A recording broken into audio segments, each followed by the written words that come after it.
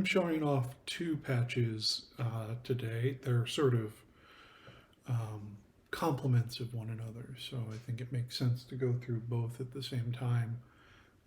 One is called Cosmic Grains, and the other is called Cosmic Loops. And both of them expand on the idea of a Cosmos style offset delay, which I've used in some other patches.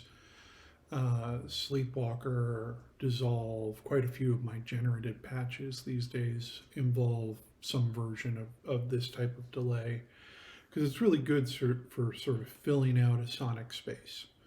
And what they add to the equation is, in the case of Cosmic Grains, and in the case of what they add to the equation is that both of them have a processor that can be added either prior to the delay, after the delay, or in the feedback loop of the delay.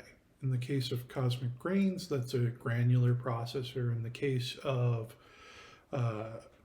Cosmic Loops, that's a read-write loop delay, sort of.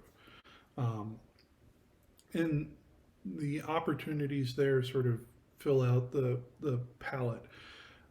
Unlike some of my other demos, I'm just going to talk about the controls now, and then later on in the video I'll have sound examples, because to show off this style, it requires sort of long lengths of time. That's sort of the appeal of this, is that, things sort of evolve and grow over time. And if I try to do that in the midst of also explaining the controls, it's going to take a really long time to explain the controls and also probably be a little less cohesive. So the thing that I'll point out is that everything to the left of this purple, purple's not really coming through. I'm using a camera. My normal camera broke, so this is not the best fidelity. But this line here is pink and purple, and it's where you select between the different routing options. So you have pre, post, and then feedback. You can also select that with the stomp switch. So you can use the push buttons and select in whatever order you want, or the stomp switch and select in sort of a sequential order, a fixed order. So that's sort of the heart of the patch, is that option to select between those two. We also have this UI button that can be used to toggle recording on and off. That's replicated in this left stomp switch, and the middle stomp switch can be used to toggle the erase function, which you also have a push button for here on the front page. So on the left side is the sort of delay controls, and those are consistent in both patches, so I'm only going to explain them for this first patch, and then we'll jump to the specific controls for Cosmic Loops. We have delay time. This is up to 16 seconds. The delay offset, that's the percentage. So like I said, this is an offset delay thing. So the way that it works is that you have two delay lines of unequal lengths, and then they cross feedback between one another. The offset determines the percentage of the total delay time that the right side delay has. So you can, think of that as a percentage. Sorry, I don't have a really good term for it. And then there's a delay slew. This determines how quickly the delay lines change when you adjust the time. So, I think of this as sort of, when you have a high slew, it's sort of a performance control, because you can get those sort of like slowly um, you know, declining in pitch delay line effects. Um, but if you want to adjust the delay time to use it just normally, you probably want to turn the slew down before you did that, um, because otherwise the audio that you feed into the patch, once you have that new delay time, well, the delay time is catching up, right? It's being slewed. So you get these, it can be used performatively as well, but you get sort of pitch degradation and that sort of thing on the audio that you're putting into the system. So that's sort of how I use it, but it's something you can experiment with. Um, and then, with the high slew, if you're like, reaching the end of a set or something like that and want to play around with delay time, it can be a lot of fun. So feedback in these sorts of loops is usually, or these sorts of delays is usually pretty high. So right now, this feedback control can go a little bit above unity. But the idea is that you have a strong feedback signal, and then the two sides sort of commingle, to use a 1950s word for, well, anyhow. But they sort of trade off, and you get these elaborate delay structures that come out of that cross feedback. Blur determines the degree that they do that. So at 0, if the blur is set to 0, you just get 2 out of phase delays, which can be cool in its own right, for that sort of Steve Reich sort of thing. If blur is set all the way to 1, then the delays ping pong back and forth. And that can be interesting because of the pitch effects that I'll talk about in just a second. And then at points in between, you get degrees of that. I'd say the sort of sweet spots for the sort of increasing haze cloud of echoes thing is probably between 0.10 and 0.2. But again, play around with it. Drift determines the random panning at the outputs. So that's, a good way to sort of add movement to what's going on. Smear is a pretty, it's not really something you'd adjust a whole lot. What it is a really sort of subtle pitch modulation that's there to keep resonant frequencies from building up in the feedback structure, which can happen just because, they'll keep cycling around the same frequency until it becomes the only frequency you hear. Warble, on the other hand, is sort of a tape style broken cassette pitch modulation. I like it a lot. When I do the demos, I'll make sure to do some that have these sort of like broken cassette sounds. And then we have a slew amount for the erase function. So you can determine, you can have the erase fade in and use that as sort of a sculpting tool rather than just having things on and off. And you can erase the sound in the buffer using, again, this push button here or the middle stomp switch. And down here we have wet and dry levels. So that's the stuff that's consistent on both of the patches. And the stomp switches are consistent on both of the patches. Cosmic grains, we have granular processors. So up here we have options for grain size, and we can change that for either side of the delay. That's sort of the neat trick going on here. And we can sync those if we want to have the same grain size. We have these push buttons over here called sync that in each case allow us to sort of set everything to the same degree.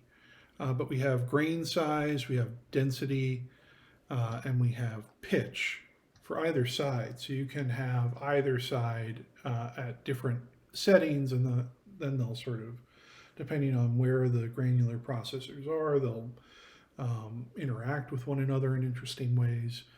We have a tap tempo button down here. I ran out of stomp switches, so it's only on the front page. And this controls the position modulation, which is a randomization of the position. And you have a depth control for that. If you want to just turn it off, you put it at 0. It can cause some clicks, which can either be a virtue or not of the patch, depending on how you view them. It certainly adds to a sort of lo-fi granular quality. And the same LFO controls the freeze chance. What this is a chance that one or the other or both of the granular engines freeze, and the freeze chance determines the likelihood that happens. But it's otherwise randomized between those three options. And the control goes up to 1, but it's really determining a 50% chance of freeze, because if you go above that, then there's no audio recorded into the buffers. So freezing, you want to have some stuff coming in. So it's sort of limited in that way. Then we have a texture control. Texture will affect the overall output volume of the patch, so keep that in mind. It's compensated for somewhat in the feedback structure because it will affect the gain of the granular modules. And then there's a low pass filter and a high pass filter, and these will click. Some of these parameters will click if you adjust them, just because I've only got so much CPU and some of them are a little bit CPU intensive, so you can get some clicking. So I'd sort of suggest, once you have an idea of what the patch does, then maybe make some adjustments to the filters if you want, and then sort of like save that as your default position. So that's Cosmic Grains. Cosmic Loops takes the same principle and just replaces the granular modules with read-write looping loopers. Read-write sort of a loop delay. And so we can set those loops in reverse or not reverse forward.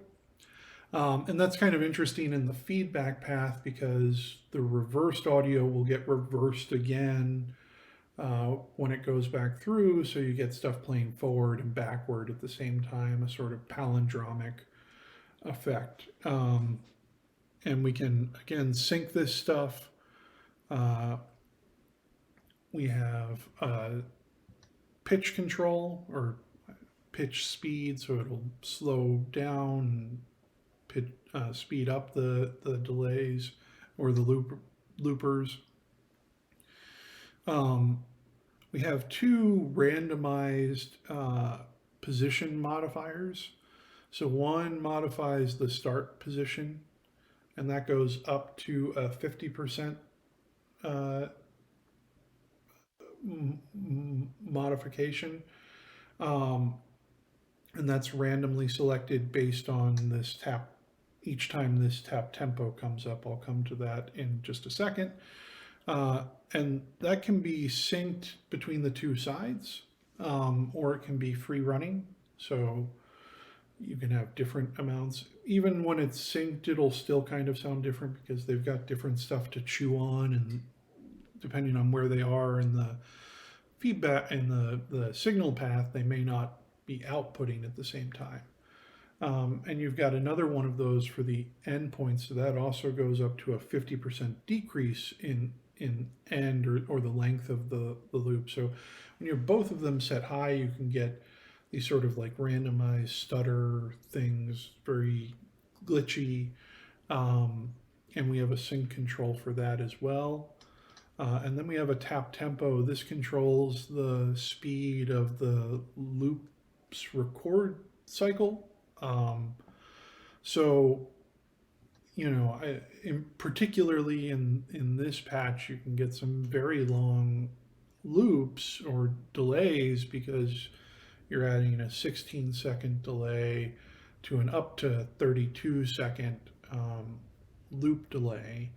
Um, Tap tempoing something that's 32 seconds is kind of tricky, but you can definitely set this, to a very long period and, you know, get some really expansive stuff out of that. And then again, we have the low pass filter and the high pass filter. These are necessary, I should point out, when you're when the looper or the granular module is set in the feedback path. It's very easy for frequencies to sort of build up if there's pitch shifting or anything like that. So they're sort of a necessary evil. Well, they're also useful for tone shaping. I just, the clicking part is annoying. I agree with you, but you can't use state variable filters in this sort of application because they will have too much resonance. Quickly, things will go, it's a technical term, but they'll build up gain at the resonant frequencies and it'll just be a nightmare. And so those are the controls for the two patches and some explanation about how they work. I'm gonna do some sound demos now using my digital piano because it has a bunch of different sounds in it that are kind of easy to access, and it's got some percussive stuff like marimba and that sort of thing. It's pianos, obviously, but it's also got some string sounds, and so I sort of want to show off what different attack profiles do in the context of the patch. So I'm going to have some sound examples, and that allows me a little bit more freedom to really show off what the patch is doing since I've already explained this stuff, and I'll try to put some, I'm not going to go through every setting used at that sound example, but I'll put something about like what feedback or what the signal path is, and maybe something else if like I have something that's not obvious, but you'll be able to hear pitch shifting and reversing and that sort of thing. So I don't know how in depth those will go. But that's the patch. Some sound examples. Thanks for checking it out.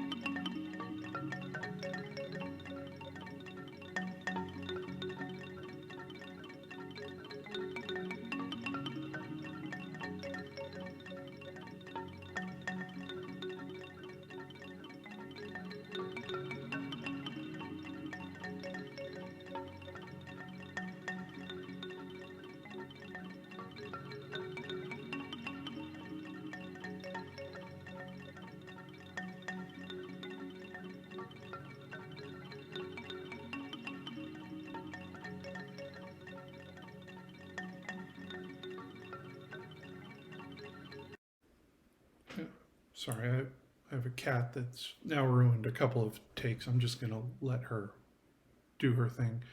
Um, that's combined. Okay. Do you want up here? Sure, there's now a cat in my lap. Uh huh. Rub against the camera.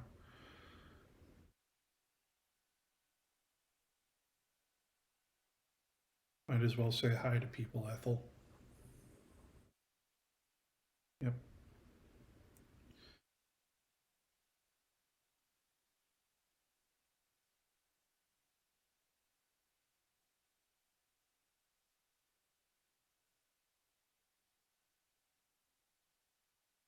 You're not being a very productive member of the production staff.